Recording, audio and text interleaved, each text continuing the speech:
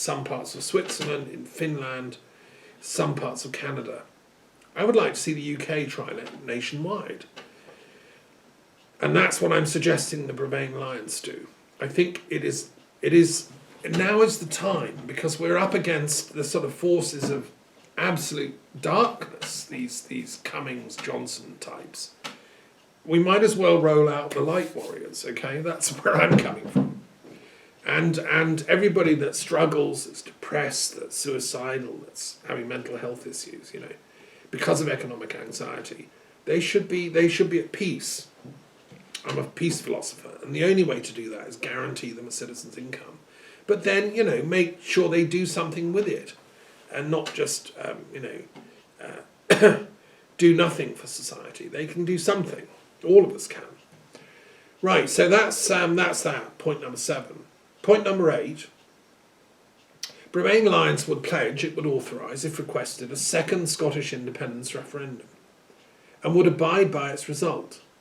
Now, all UK and EU citizens resident in Scotland for at least the previous 6 months would be entitled to vote, and all 16 and 17-year-olds. Now, I think this is what the Scottish Government wants to do anyway, and they're planning to do it. Nicola Sturgeon and her colleagues are already getting the laws ready and so on. But what this is about is getting people elected in Westminster, including SNP candidates, who would agree to abide by that process and to facilitate it. You see, the Tories, I don't know what their thinking is. I mean, I wrote to Theresa May the week after she came into power, and I warned her, Scotland will be leaving the UK if you pursue this crazy Brexit concept. Because I was living in Scotland, and I had spoken to enough Scottish people of fiery Scottish nationalist belief that was part of my own political education. Okay, I'd never really lived in Scotland. I didn't fully understand their grievances. I'd been educated in England, and I'd gone to university in London and Bristol, and I didn't understand how deeply the Scots feel of their grievances. Living in Scotland for 7 years, I did. And I read about the Glencoe massacres, I read about the clearances of the Highlands, I read about the suppression of the attempted revolution in Glasgow in the 1820s, I read about the unbelievable atrocities committed during the Highland clearances, and the forced embarkation of Highlanders off to the colonies in Canada and America and so on. And I'm shocked. And I thought, why has nobody told me about this? Why is the history of Scotland actually not taught in England? And I realised that, that there's a karmic injustice being done to the Scottish people, and they're an amazing, creative and communally minded people who are going to vote for their independence, because they've realised that the Westminster system, as it's currently set up with this so-called Tory dominance, is not only unjust, but it's institutionally incapable of being flexible enough to allow the regions and nations of the UK to actually have a voice properly. And so they will be off. The Remain Alliance will just take it to the point where the second referendum is legal, is authorised. Unlike in Spain, where the Spanish government are having problems enabling the Catalonian people to have their choice, I think they should have a choice. And if Catalans want to vote to leave Spain, I think they should be entitled to it. It should be done in a civilised way. Spain and Catalonia would remain in the European Union, and it would be a civilised divorce, as it was in the Czech and Slovak case. And as it would be in the Scottish case. So that's what I'm saying, Remain Alliance to pledge this. If Scotland votes, this is number 9, for independence and to leave the UK, but to remain in the EU,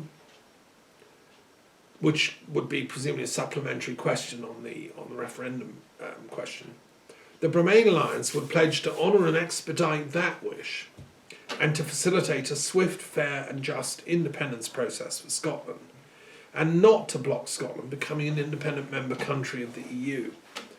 Now, looking back, this is one of the things that the people that opposed Scottish independence during the 2014 referendum jumped up and down saying and threatening. The Westminster press and politicians said, look, if Scotland, if you vote for independence, we won't let you back into the EU. They used it as a kind of threat. And I have to say, when I was living in Scotland in 2014, I was one of the people that fell for that. People like me said, gosh, that'll mean Scotland's completely alone, outside the UK, doesn't really know even what money system it'll be using, and will be chucked out of the EU because obviously the UK is the member state, so now it's out in the cold. And my God, the UK would then block Scotland rejoining, so they'd be kind of set adrift. And a lot of people felt that anxiety and so voted, well then Scotland better stay in the UK. Now it's completely different. And it's the complete opposite because those same forces are now trying to take Scotland completely out of the European Union, which is just unbelievable. It's like Alice in Wonderland politics. And so what this clause is saying is that the Bremain Alliance would not ever play that card. As long as they were in power, as I hope strongly they will be after December the 12th, they would respect the right of the Scottish people to have their second referendum and then respect the implementation period. And I think Scotland should go immediately at midnight on whatever, June the 1st, 2021, or whatever the Independence Day is, probably the anniversary of the Battle of Bannockburn, which I think is sometime in July, if I'm correct. Then Scotland should immediately leave the UK but seamlessly rejoin the EU as an individual member. And then nothing changes on the border as long as the UK remains a member of the EU. We can still drive up and down the M6 to Gretna Green, get married, etc., and not, have visas. Anyway, so that's number 9. Number 10, and this again is a very important clause. If an independent Scotland insists, as is very likely, all UK nuclear weapons are to leave Scotland, including the Trident submarines, and the Bremain Alliance would expedite this as soon as possible, and hold a referendum on whether the remainder of the UK still wishes to be a nuclear weapons state.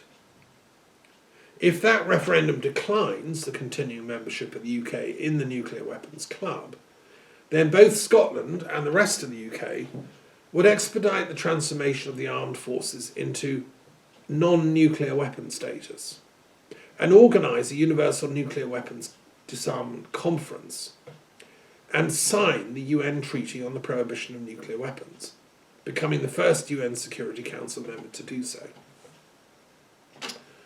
Well, this would make my mother very happy, and all her campaign for nuclear disarmament of people going right back to Bertrand Russell in the 1960s, and all the great thinkers who've said that nuclear weapons are wrong. They're simply immoral. They shouldn't be allowed. We should never develop them. We don't need them. Switzerland doesn't have nuclear weapons, but nobody's invading it. Norway doesn't. Sweden doesn't. Nobody's invading them. We don't need it for our security. And it's just hubris and ridiculousness and costs vast amounts. And it's part of the whole nuclear energy pollution cycle that is contaminating the earth and causing 3 Mile Island and things like the Fukushima disaster, which seems to be polluting the Pacific at a rapid rate. Now, the UN has signed or created this treaty on the prohibition of nuclear weapons, and Scotland would sign it the minute I think it became an independent nation, and it would say, get your nukes out of the Clyde.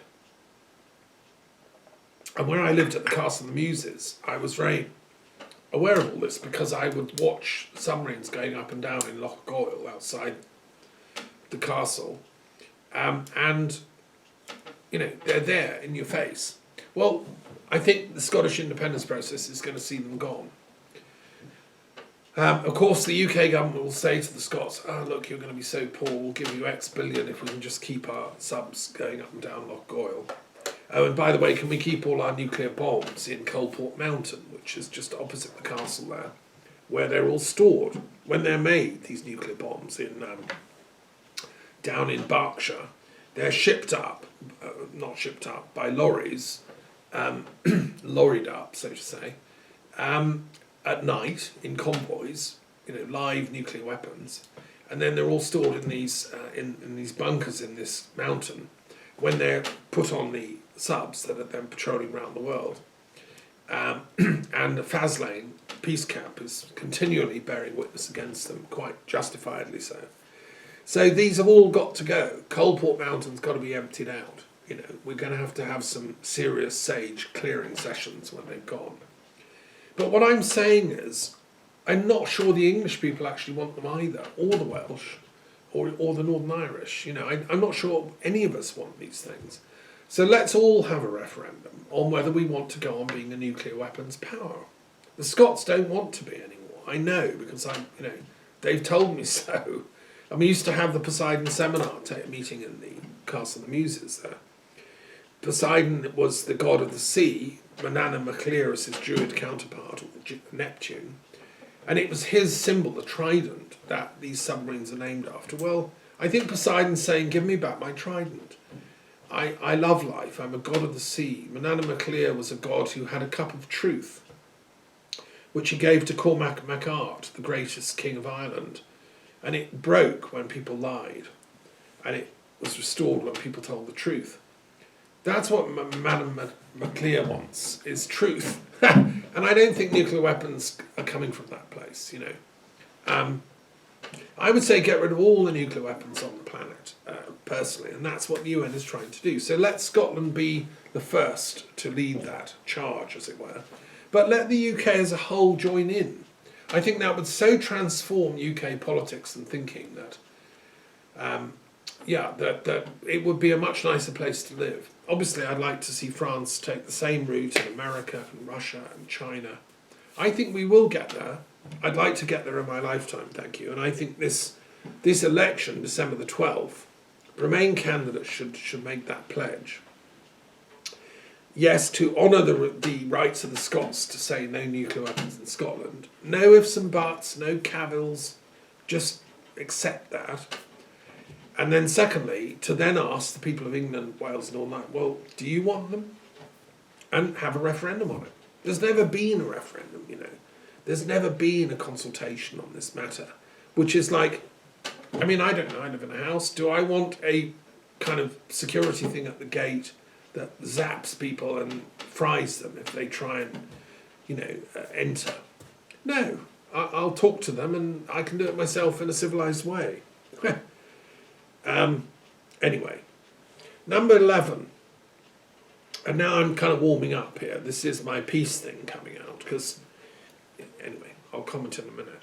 So the Bremain Lions would also pledge to establish an Institute of Peace in London, with branches in Edinburgh, Cardiff and Belfast, whose purpose would be to marshal the most accurate, up-to-date and visionary scholarship and scientific research into all aspects of peace, conflict resolution, mediation, arbitration, international peace law, non-violence, disarmament, arms control, interfaith and ethical peace building, interdisciplinary peace research, etc.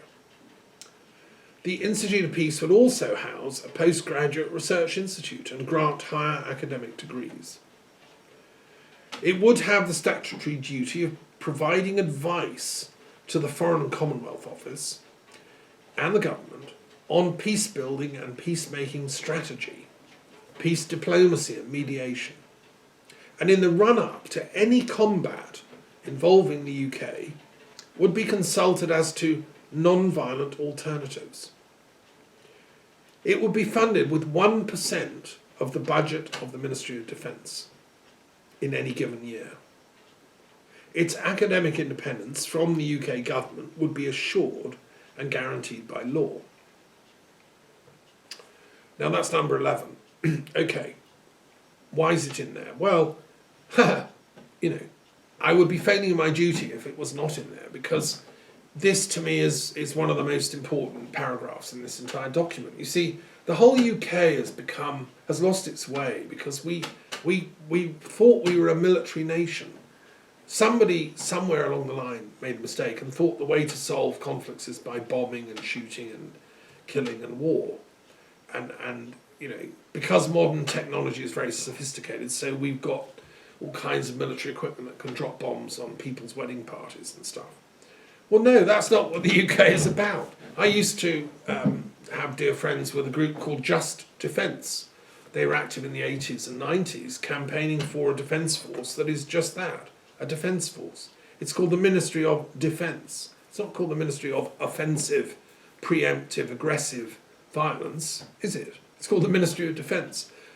We all need defence, as Marianne Williamson says, but we don't need, you know, offensive, aggressive, preemptive violence capabilities.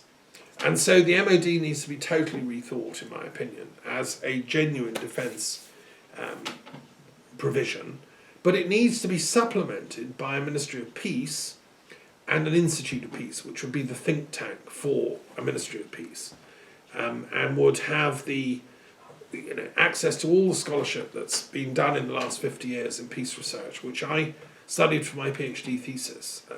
And I was employed by the University of London to create an institute like that at the university. I think it should be actually an autonomous institute, not within the University of London or any university. It should be a freestanding thing, like the US Institute of Peace is. They have one in Washington, which is funded by a percentage of the US military budget. And the same protocol should apply in the UK case. And it should be written in by law. It should be brought into government, into being by an act of the Bremain Parliament. And it should have, I don't know, you know, enough staff and a big enough building that it can do the work. It would be like a preemptive anti-war think tank that would try and resolve diplomatic problems around the world, like the crisis over Syria, Turkey, the Kurds. There's always something new blowing up. Well, the Institute of Peace would be whirring away 24/7 working on how to solve it, with the Ministry of Peace as the governmental wing of it, and a cabinet officer sitting in the cabinet. And their duty would be to like go into action to prevent the MOD having to get involved. And there are all kinds of things they can be doing, which you can read about in my writings. You know, I've spent 20 years working on this. And I know that war is outmoded, it's not necessary, it's an evil thing. The things like the Yemen crisis can be solved diplomatically, and that's why we need an Institute of Peace. In London, yes, the capital, but also branches in Edinburgh, Cardiff, Belfast. And if Scotland goes independent, then a separate Institute of Peace in Edinburgh, run by the Scottish Government, and a cabinet minister in the Scottish Government for peace. So that's what I'm saying, you know, pledge this now, folks. This is your chance. Don't wait. It's time to stop waiting, you know, this is now. Number 12. The Bremain Alliance would pledge to work with our EU partners for a gradual process for EU reform, e.g. freedom of information legislation, more democratic participation in decision making, and a more positive role for Europe in global problem solving, e.g. environmental challenges such as climate change and global warming, social and political challenges and so on, corruption issues.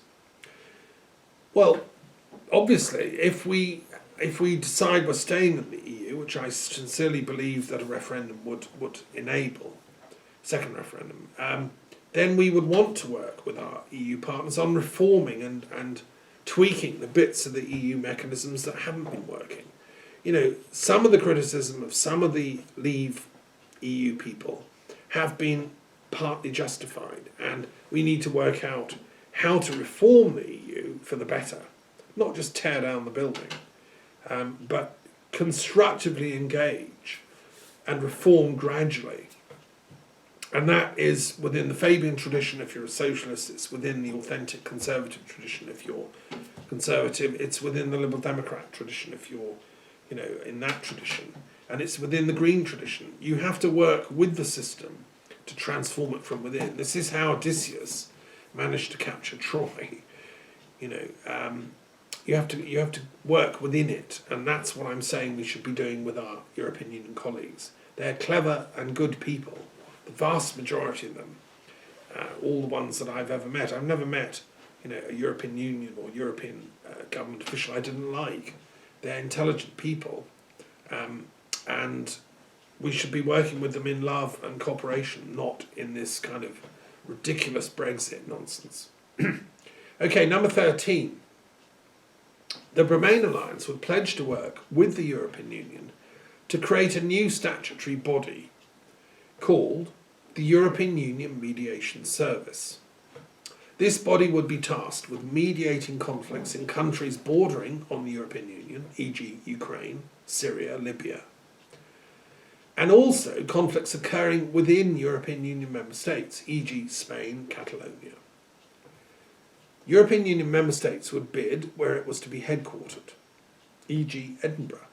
I'm just suggesting that Edinburgh, which is about to host, I believe, or they're going to try and have the World Parliament of Religions up there, and it's where I founded the Commonwealth Interfaith Network back in the 90s.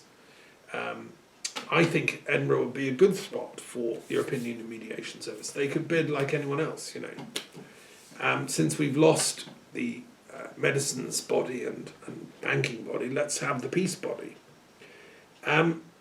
So why? Well, read my book on the European Union Mediation Service. I think it's way, way overdue, and we should be using the expertise of all the European countries who are brilliant at peace and mediation work to help our neighbours, so that things like the Bosnia crisis don't happen again, so that we solve the Ukraine problem, and that we solve other flashpoints, like in the Mediterranean region. Syria is obviously in your face, but so is Gaza, Palestine.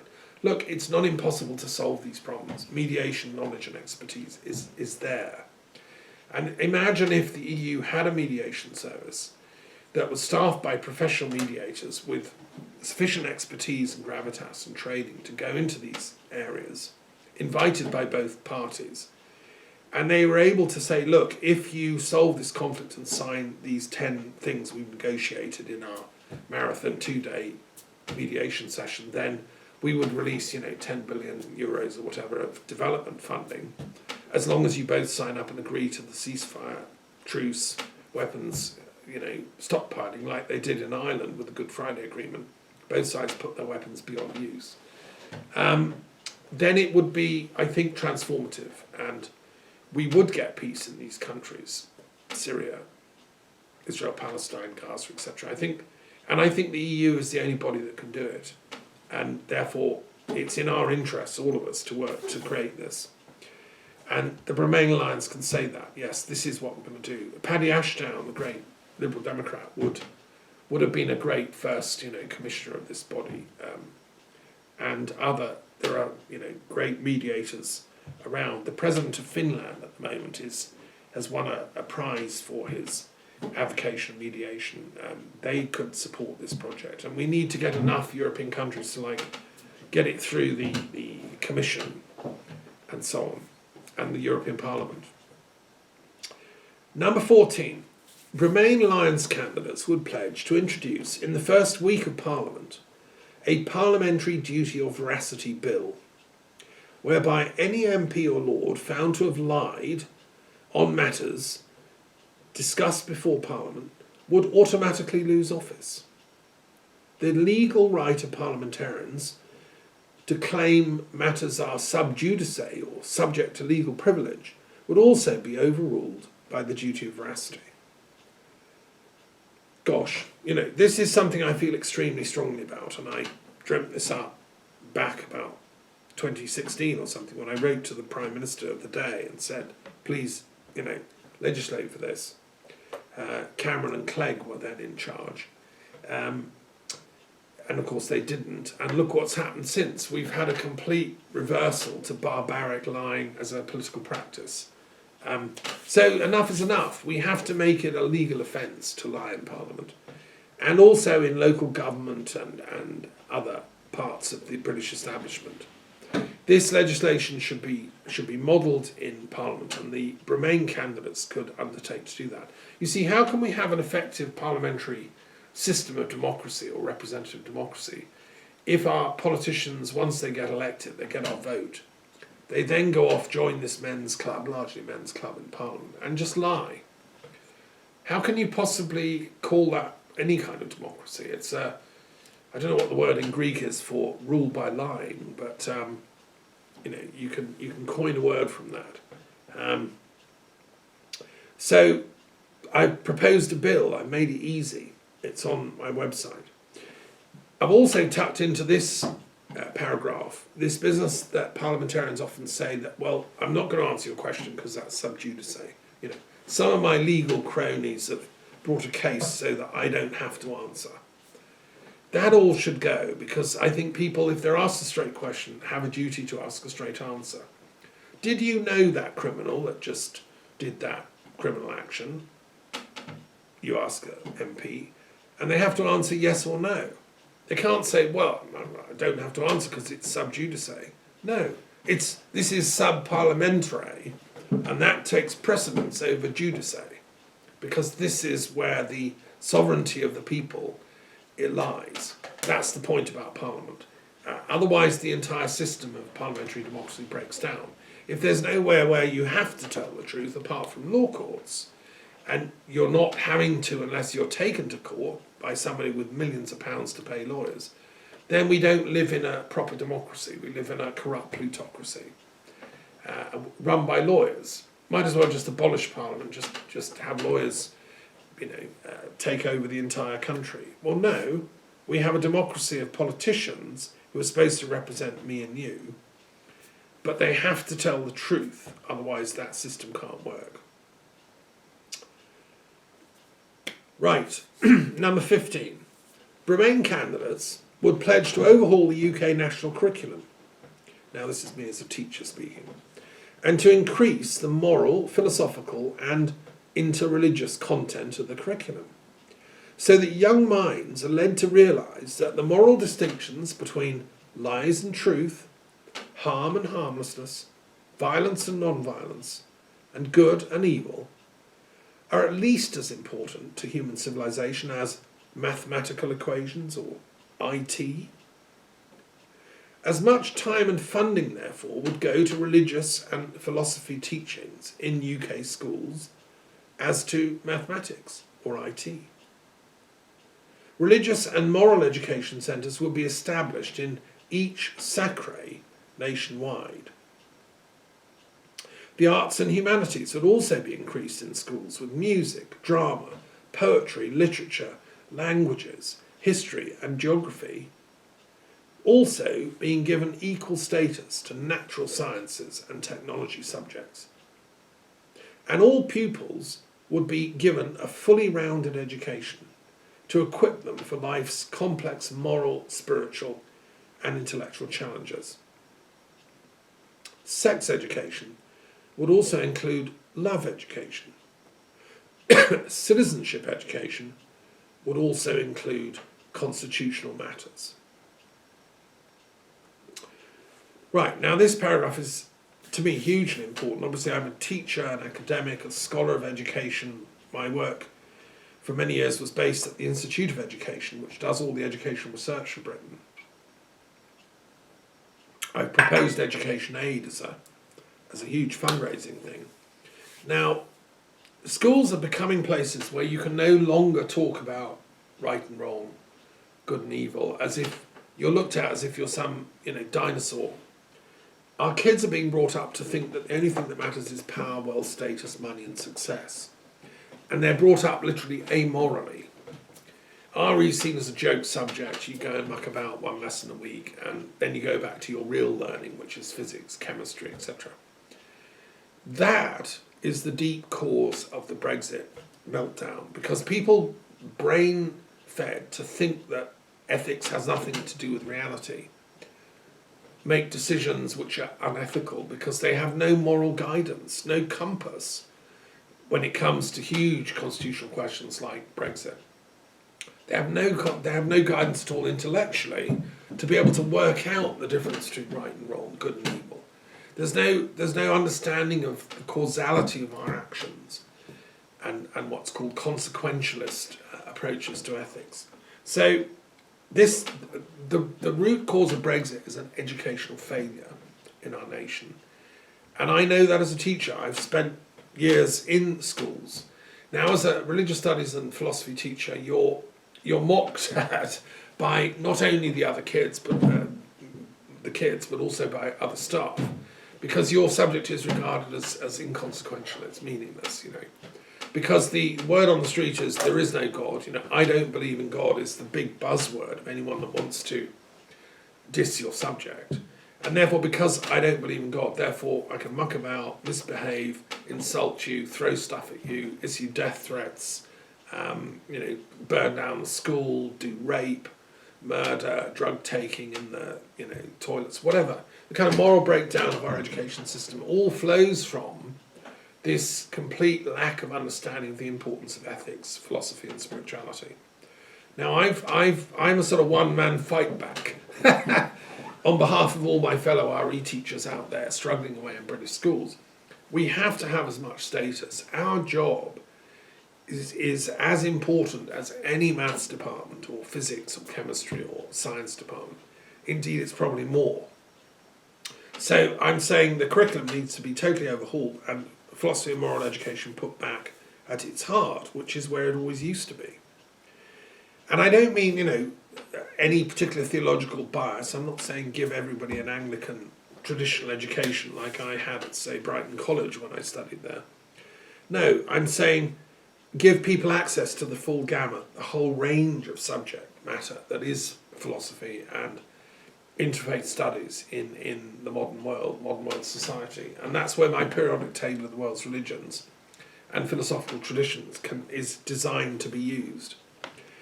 But what about the kids that say, well, I'm a Jehovah's Witness, I don't have to do RE, you know, I renounce, or I'm an atheist, my mum's written a letter, I don't want to do these lessons. And you always get some of those in the school. Okay, so I'm suggesting here this scheme whereby each SACRE, that's the Standing Area Commission on Religious Education, in each LEA region, would have a centre for religious and moral education, which will be fully equipped with resources, videos, you know, films, books, library, classrooms.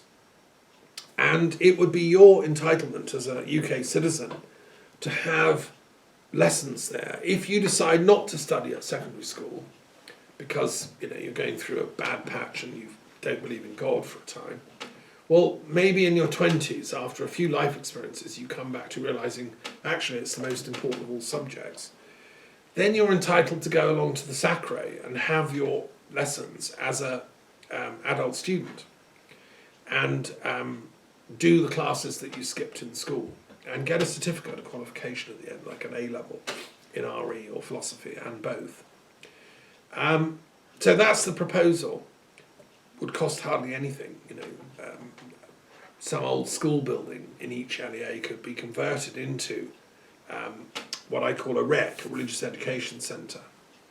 And then it would also provide equipment for all the schools in that SACRE. So the teachers teaching the subject in every school could then go in there for top-up training, to borrow resources, to share ideas, pool classroom, you know, strategies and so on.